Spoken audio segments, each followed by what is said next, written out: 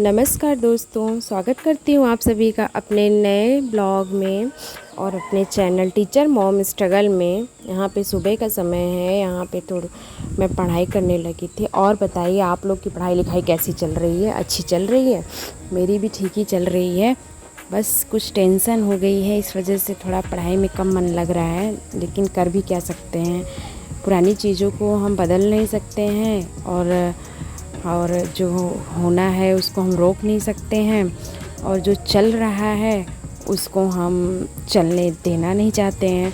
समझ में नहीं आता है कि इंसान की फितरत किस चीज़ में फिट बैठती है, वो क्या चाहता है, लेकिन कर भी नहीं कुछ सकते हैं। बस जो चल रहा है जैसे वैसे चलने देना चाहिए। टेंशन है, कुछ फैमिली मैटर है, इस वजह से थोड़ा सा अच्छा नहीं लग रहा है मुझे, लेकिन मैं कर भी नहीं कुछ सकती हूँ। बस मैं इतना कर सकती हूँ कि मैं कुछ अच्छा करके अपने मम्मी पापा अपने हस्बैंड को अच्छा फील करा सकती हूँ।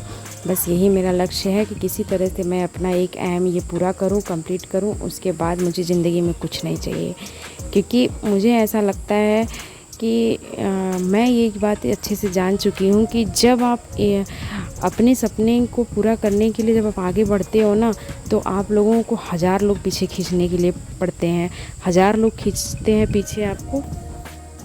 लेकिन अगर उसी समय अगर आपके परिवार का सपोर्ट आपको मिल जाए तो आप आगे बढ़ सकते हैं। लेकिन जब अगर वो सपोर्ट ना मिले तब आप पूरी तरह टूट जाते हैं, तब आपको चीज़ें मैनेज करना मुश्किल होता है। ये आम बात है, ये हर किसी के साथ होता है।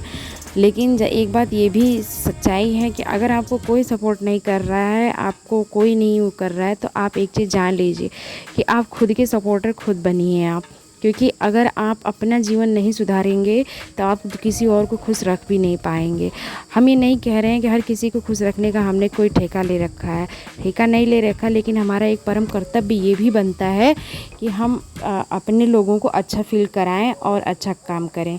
छोड़िए ये सब बड़ी बड़ी बातें हैं, और समझ लीजिए कि जब इंसान को जब फैमिली परेशानियां बढ़ती हैं ना, तो फिर दिमाग काम नहीं करता है।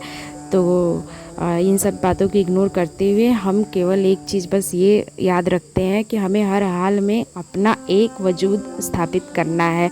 उस वजूद के लिए हमें हर तरह से अपने को मजबूत रखना है।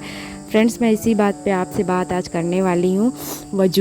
वजूद एक ऐसा शब्द होता है कि वजूद एक ऐसा शब्द है कि अगर आप चाहें तो उसको आप सही मायने में कायम कर सकते हैं, और अगर आप चाहें, आप ही के हाथ में है, अगर आप चाहें तो उसको गलत मायने में पूरी तरह ख़त्म भी कर सकते हैं। कहने का मतलब ये है सिंपल सा कि हम कितना भी कुछ सक्सेस हासिल कर लें, लेकिन अगर खुद के वजूद के लिए, अगर हमने खुद के सेल्फ रिस्पेक्ट के लिए, खुद की महत्वाकांक्षा के लिए अगर हमने एक स्टैंड नहीं लिया ना, तो समझ लीजिए कि ऐसी सक्सेस का कोई मतलब नहीं है। तो बस बात वही होती है कि हम चाह कर भी लोगों को नहीं समझा सकते हैं कि हम क्या हैं, कैसे हैं। हाँ, हम उनको शांतिपूर्ण तरीके से अपनी बात कहने का एक अपने को खुद को मौका दें, और खुद का बात कहने के लिए उनसे मौका मांगे कि हाँ, हम क्या चाहते हैं। अगर वो सुनने को तैयार है तब तो ठीक है, नहीं तो शांतिपूर्ण तरीके से आप तैयारी करिए,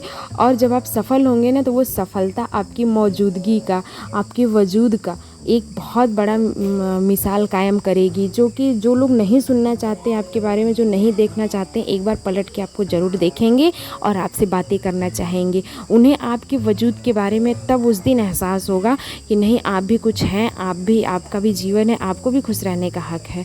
ये बात कुछ उन लोगों को समझना पड़ेगा। तो फ्रेंड्स, सारी बातों को एक तरफ करते हैं, और यहाँ पे मैं रोज़ के काम में आज मैं सुबह ही नहा ली थी, क्योंकि आज मुझे बहुत सारा स्टडी टास्क कंप्लीट करना था, जो छोटे छोटे मैंने बनाए थे, लेकिन कई सारे स्टडी टास्क जैसे करंट अफेयर था, ज्योग्राफी का था, पॉलिटी का था, साथ में हिंदी का था, और मुझे आंसर राइटिंग भी करनी थी। तो यहाँ पे मैं बाहर ही बैठ गई थी आंसर राइटिंग करने के लिए, क्योंकि बाहर का मौसम बहुत अच्छा है। आज थोड़ा सा धूप कम है, बादल जैसा है मौसम, तो इस वजह से मुझे अच्छा लग रहा था। मैं बाहर ही बैठ के अन्नों को पढ़ाई हूँ, और बाहर ही बैठ के मैं खुद भी पढ़ने लगी थी।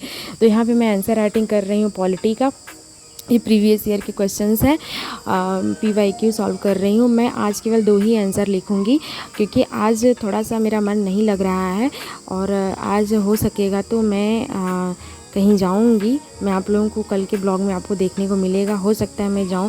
दरअसल फैमिली में कुछ ऐसा हुआ है कि जो अच्छा फील नहीं हो रहा है। हमारे एक बहुत ही नज़दीकी मेरी बुआ थी, मेरे पापा की बुआ थी, जो हम लोग की फेवरेट बुआ थी, वो कल और अचानक से एक्सपायर हो गई। हालांकि उनकी उम्र काफ़ी ज़्यादा थी, वो करीब 89 एज की थी, लेकिन वो मेरी बहुत ही अच्छी समझ लीजिए कि बुआ थी। हम लोगों को बहुत प्यार करती थी, हम लोग भी बहुत उनको करते थे, लेकिन उनके ख़त्म होने की वजह से दिमाग थोड़ा सा डिस्टर्ब है। और आज मेरी मम्मी जाएंगी। कल मेरी मम्मी की तबीयत ख़राब थी, इस वजह से उनके घर नहीं जा पाई थी। आज हम सब लोग हो सकेगा तो जाएंगे, और अगर मैं नहीं भी गई अरनव की खातिर तो मेरी मम्मी ज़रूर जाएंगी। और मेरे घर के बाकी सदस्य गए थे, मेरा भाई गया था और मेरी माँ नहीं जा पाई थी, तो बस इसी वजह से थोड़ा सा ये लगता है। और बुआ ने भी अपने जीवन में बहुत स्ट्रगल सहा था। फूफा जी थे जो उनको बिल्कुल सपोर्ट नहीं करते थे, और समझ लीजिए कि उस एज में भी बुआ खुद को खुश रखती थी। वो एक बार ज़रूर बोलती थी कि देखो, खुद का वजूद रखने का किसी और को ठेका मत दो, अपना वजूद खुद कायम रखो, तुम खुद अपना स्थापित करो अपने आप को। तो यहाँ पे एक बार मैं फिर से बैठ गई थी पढ़ने के लिए। यहाँ पे मैं पढ़ रही हूँ ज्योग्राफी, वही यूनिक वाली एनसीईआरटी की बुक में पढ़ रही हूँ। और यहाँ पे मैं पढ़ रही थी भौगोलिक स्थिति इंडिया की, और उसके साथ ही मैं उत्तरी महाद्वीप भी पढ़ूँगी। और यहाँ पे मैं एक बार का रीडिंग लगा चुकी हूँ, इसको मैं दोबारा रीडिंग लगा रही हूँ इस पेज को। तो ये मुझे चीज़ें समझ में आ रही हैं, बस मुझे थोड़ा सा मेमोराइज़ करने की ज़रूरत है।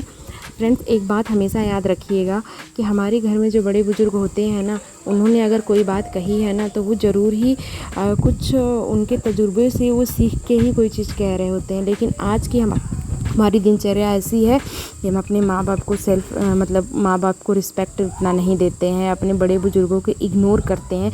ये सारी चीज़ें मत करिए यार, क्योंकि उन्होंने तो अपना जीवन पूरा दाव पे लगा दिया आप ही लोगों के लिए, हमारे फ्यूचर के लिए।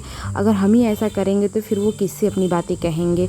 मुझे बहुत तकलीफ़ होती है कि बहुत सारे लोग ऐसे होते हैं। मैं खुद का भी एक्सपीरियंस जानती हूँ कि अगर मेरी माँ को कोई कुछ बोलता है या कोई कुछ कहता है पापा के नहीं होने की वजह से, तो मुझे दुगना तकलीफ़ होती है। मुझे ऐसा लगता है कि मेरे सीने से कोई मेरा कलेजा निकाल रहा है।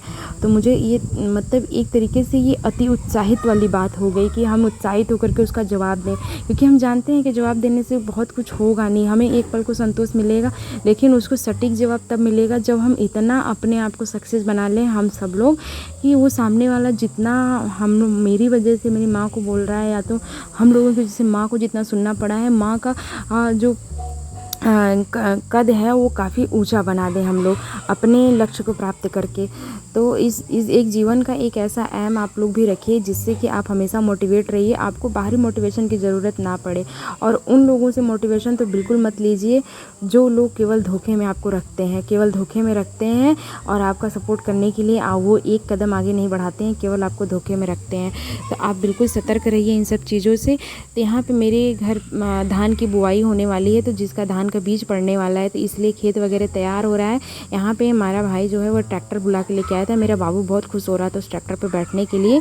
हालांकि हमें बहुत डर लग रहा था, क्योंकि वो जो ट्रैक्टर चला रहा था वो लड़का मुझे बहुत एक्सपीरियंस वाला नहीं लग रहा था। इस वजह से मैंने अपने बाबू को जाने नहीं दिया, और वो काफ़ी नाराज़ हो रहा था। लास्ट में देखिएगा आप लोग कि वो क्या क्या नाटक कर रहा है।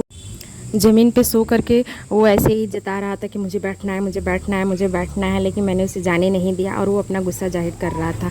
तो फ्रेंड्स, बस ये मेरा रहा आज का छोटा सा ब्लॉग, और आप लोग को कैसा लगा आप लोग कमेंट में ज़रूर बताइएगा। मेरे चैनल को आप लोग लाइक करें, शेयर करें, सब्सक्राइब करें। Okay, take care, love you, all of you, bye bye.